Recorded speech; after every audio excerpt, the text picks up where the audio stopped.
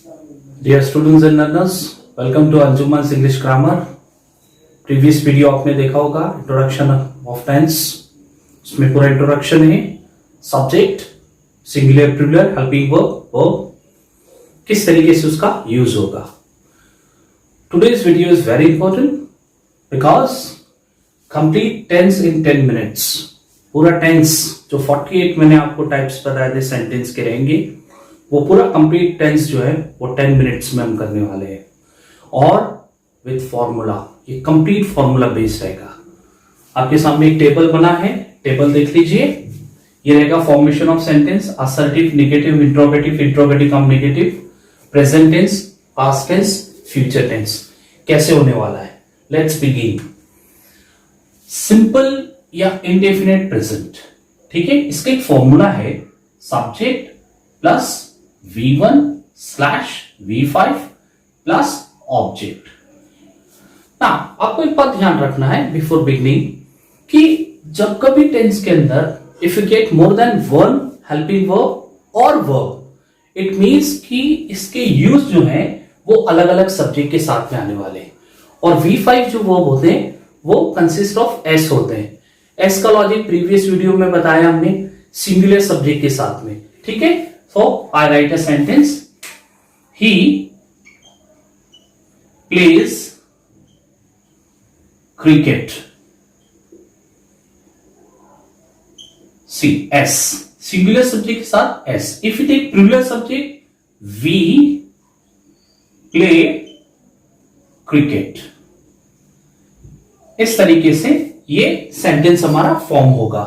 अगर हम simple past की बात करें तो सिंपल पास्ट हमारा कैसे होगा? It consist of subject plus V2 second form of verb and object.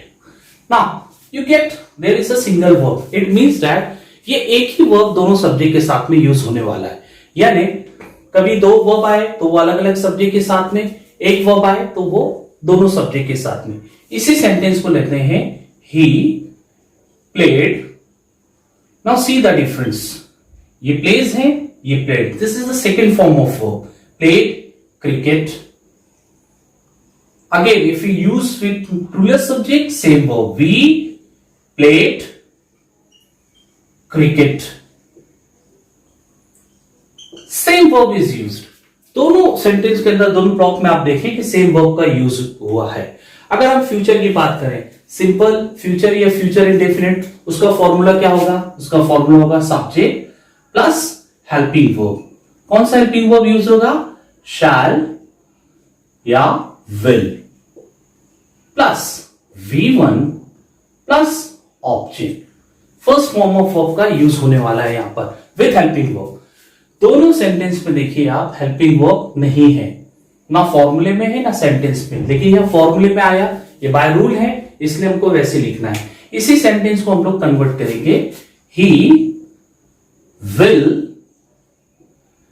play first form. ये देखिए प्ले, यहां प्ले है, वही प्ले आया, play cricket. And second, we shall play cricket. अब आप देखिए, आप यहां कंफ्यूज ना हो कि सिंगुलर सब्जेक्ट के साथ shall will यूज होता है, प्लूरल के साथ में shall होता है. No. Subject I and V. In future tense, subject I and V gets shall. Remaining all the subject, whether they are singular or plural, all subject use will. तो सबके साथ will आएगा, यहां पर जो है वो shall आएगा I और V के साथ में. ये हमने असर्टिव एक सेंटेंस कन्वर्ट किया. अब हम देखेंगे फॉर्मेशन ऑफ सेंटेंस का नेगेटिव, कैसे नेगेटिव बनाना है. नेगेटिव के लिए मैंने आपको प्रीवियस वीडियो में बताया था, letter N, not, no, not, none, never वाला. इसमें एक नॉट है. Not is always use after the helping verb. अब एक रूल हमेशा ध्यान रखिए, कभी भी आपको अगर कोई सेंटेंस बनाना है यानी असर्टिव टू नेगेटिव, तो वो कैसा बनेगा? If there is no helping verb in the sentence, then according to the verb, यहां पे सेंटेंस पे आप फोकस करें. वर्ब देखिए, दोनों फॉर्मूले में हेल्पिंग वर्ब नहीं है.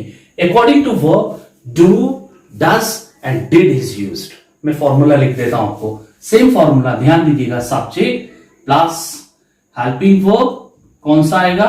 Do, does plus not and plus V1 first form of verb and object. ये कैसे हुआ? यहां तो V5 था, यहां V1 कैसे आया मैं आपको बताने वाला हूं, इसके ऊपर भी थोड़ा सा ध्यान दीजिएगा। अब ये सेंटेंस हमारा कैसे फॉर्म होगा? ही डज, याद है आपको? Helping verb, verb S containing, ठीक है, वो सिंगुलर के साथ में यूज होता है। Not play. अब अगर हम इसी को प्लेस को यहां लिख लेते तो ये देखिए आप, ये ऑलरेडी एस यहां पर यूज हो चुका है, इसलिए no need to use this S, इसको हम यूज नहीं करेंगे। Play cricket. Second sentence, we do not play cricket. Got it? Very simple. It means if the verb is in first form, do not is used, and if the verb is in fifth form, does not is used. ये याद रखें, अगर S वाला verb है तो S वाला helping verb लगेगा, verb first form में आ जाएगा, और जो डायरेक्ट V1 वाला है उसमें do not लगेगा। अगर आप सब्जेक्ट से याद नहीं रख सकते तो verb से याद रखिए। इस सेंटेंस की तरफ में आइए, यहां पे देखिए, अगर हमको किसी सिंपल पास्ट सेंटेंस को निगेटिव करना है और हेल्पिंग वर्ब नहीं है, देन अकॉर्डिंग टू वर्ब, ये जो वर्ब की फॉर्म है ये सेकेंड है, इसलिए इसका फॉर्मूला होगा subject plus helping verb did, फिर not, then first form of verb and then object. ये आ गया इसके अंदर object first form of verb के साथ में। Again common rule, do does did, whenever you use do, does or did, verb gets the first form, ठीक है। ये देखिए D वाला verb है, ये भी D वाला है, S वाला है, ये S वाला है, इतना सिंपल है याद रखना। अब ये हो जाएगा he did not play cricket। Second हो जाएगा ये वाला सब sentence, we did not play cricket. Now you got it. ये प्लेड था, ये प्ले हो गया, क्योंकि इसका जो डी था ईडी वो हमने यहां पर ऑलरेडी यहां यूज कर लिया, यहां वाला पोर्शन यहां हमने यूज कर लिया, इसलिए यहां पर इसमें प्लेड नहीं आएगा। अब ये सेंटेंस ये बहुत ही सिंपल है, क्योंकि इसमें ऑलरेडी हेल्पिंग वर्ब दिया हुआ है। हमें क्या करना है? सिंपल सिर्फ हेल्पिंग वर्ब के बाद नॉट लगाना है। फॉर्मूला देखें, subject plus helping verb shall will plus not plus V1 same verb form plus object. हो गया बेसिक, क्योंकि हेल्पिंग वर्ब दिया हुआ है। अब इसका जो है सेंटेंस किस तरीके से होगा? ये होगा subject he will not play cricket. अब ये सेकेंड सेंटेंस कैसा होगा? ये हमने हेल्पिंग वर्ब के बाद में नॉट लगाया। Second sentence, we shall not play cricket. इस तरीके से हमने इसके सिंपल फ्यूचर के भी नेगेटिव सेंटेंस को कंप्लीट किया है। अब हमको देखना है इंट्रोगेटिव। फॉर्मेशन पढ़ रहे हैं हम लोग। इंट्रोगेटिव के लिए क्या है? प्रीवियस वीडियो में मैंने आपको बताया था, a sentence that begins with the helping verb. जो भी सेंटेंस हेल्पिंग वर्ब से शुरू हो रहे they are called as interrogative sentence. अब ये सेंटेंस के ऊपर आप ध्यान दीजिए, there is no helping verb. कैसा होगा? नहीं बनेगा? नहीं, बिल्कुल बनेगा। आप हमेशा याद रखें, कोई भी सेंटेंस को कभी भी अगर आपको इंट्रोगेटिव बनाना है and if you find there is no helping verb in the sentence, then according to the verb do does did is used. कैसे? ये देखिए, फर्स्ट फॉर्म ऑफ वर्ब में if the verb is in first form do, जैसे हमने यहां use किया था। Fifth form में है तो डज, और V2 फॉर्म में है तो डिड। तो let's begin with the formula. यहां पर आ जाएगा helping verb do slash does.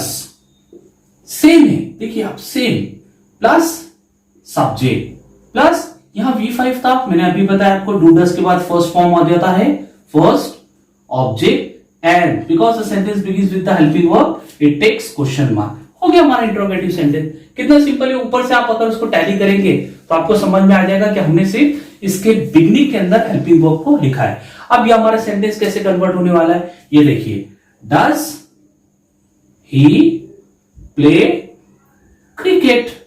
Very simple, got it? Question mark. Second sentence कैसा होगा? Do we play cricket? देखिए सिर्फ हमने हेल्पिंग वर्ब को यहां पर पुट अप किया है। अब यहां पर हम निगेटिव सेंटेंस को देखेंगे, फिर वही रूल अप्लाई होगा। If there is no helping verb then according to verb do does did is used. Do does simple present में यूज होता है, डिड पास्ट में आएगा।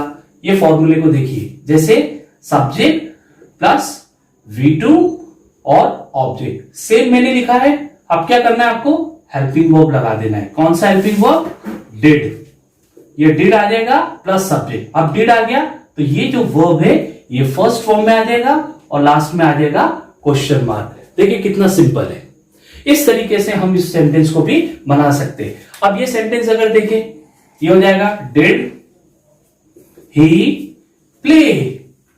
याद है, देखिए प्लेड है, प्ले हो गया क्योंकि ईडी इधर आ गया हुआ है।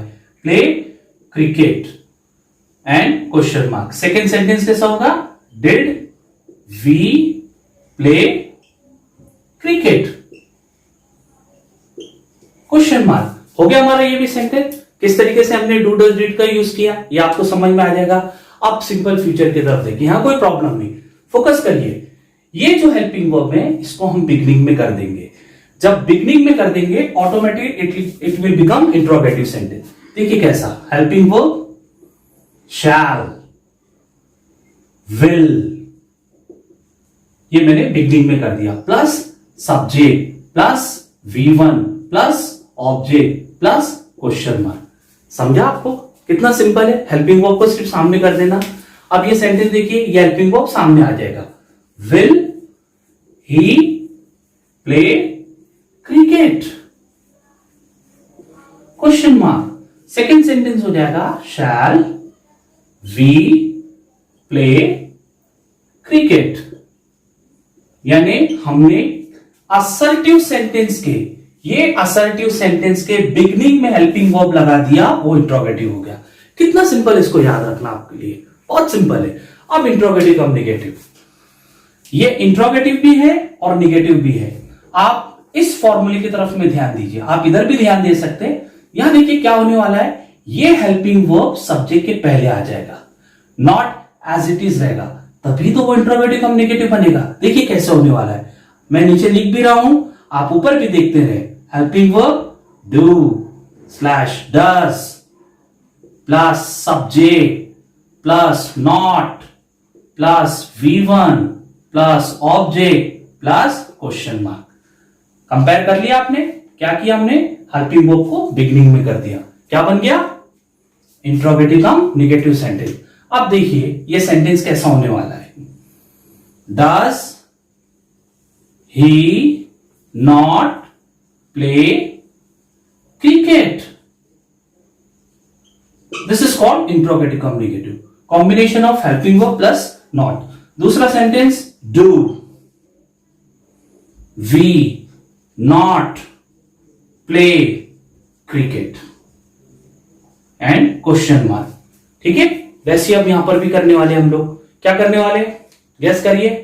ये जो हेल्पिंग वर्ब है इसको बिगनिंग में कर देंगे, तो कैसा हो जाएगा, इंट्रोगेटिव कम निगेटिव। फॉर्मूले पर ध्यान दीजिए, helping verb did plus subject plus not plus V1 plus object plus question mark.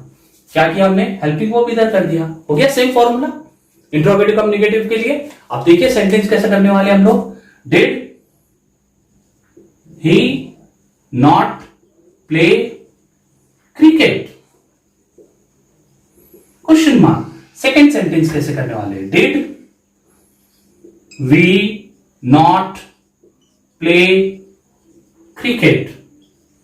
Got it? Very simple, very simple. Now let me tell you one thing, very important. अगर आप इसको लिखना चाहें, doesn't he play cricket, don't we play cricket, didn't he play cricket या didn't we play cricket, आप कर सकते हैं। एक बात ध्यान रखना होगा, ये जो एब्रीविएशन नॉट होता है, it should be used immediately after the helping verb. It means इसको ज्वाइन करके आपको लिखना पड़ेगा इस तरीके से। ये आप सेपरेट नहीं लिख सकते, अगर आपको सेपरेट लिखना है तो नॉट करना पड़ेगा, नॉट लिखना है तो सब्जेक्ट के बाद। और एब्रीवेटेड नॉट अगर यूज करना है तो बिल्कुल हेल्पिंग वर्ब के साथ में एडजॉइनिंग होना चाहिए। ठीक है, आगे आइए सिंपल फ्यूचर। ये तो बहुत ही सिंपल है क्योंकि हेल्पिंग वर्ब दिया हुआ है इसलिए हेल्पिंग वर्ब सामने आ जाएगा। Helping verb shall, will plus subject plus not plus first form of verb object and question mark. आप ये फॉर्मूले को टैली करिए। सब्जेक्ट के बाद नॉट आया है, सब्जेक्ट के बाद नॉट आ गया तो क्या बन गया? Interrogative cum negative sentence. अब सेंटेंस कैसे कन्वर्ट होगा? Will he not play cricket? Question mark. Second हो जाएगा shall we not play cricket?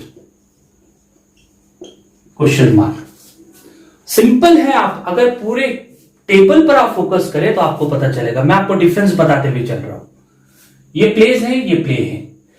इसमें ईडी लग गया, प्लेड हो गया, V2 हो गया, टेंस चेंज हो गया। प्रेजेंट टेंस से ये पास्ट टेंस हो गया। इसी प्ले या इसमें दोनों में से कोई भी आप कंसीडर करिए, शैल या विल यूज हो गया, सिंपल फ्यूचर बन गया। सेम यहां पर do not, does not, do not आ गया, ये हो गया हमारा सिंपल नेगेटिव। यहां देखिए डिड नॉट हो गया, इसकी जगह पर डिड नॉट लगा दिया, पास्ट हो गया नेगेटिव। विल नॉट हो गया, फ्यूचर हो गया। सेम वैसे यहां पर भी है। यहां पर भी देखिए डज और do at the beginning of the sentence, simple present interrogative cum negative. Did लगा दिया, simple past interrogative cum negative. Shell will लगा दिया, simple future interrogative cum negative. सिर्फ थोड़ी सी चीजों को चेंज करना। आपको याद रखना है कि कौन सा हेल्पिंग वर्ब कैसे यूज होता है। Got it? प्रिपरेशन करिए, मेरा नेक्स्ट वीडियो जल्दी आने वाला है। Keep watching, keep learning and please do subscribe my channel. Thank you very much.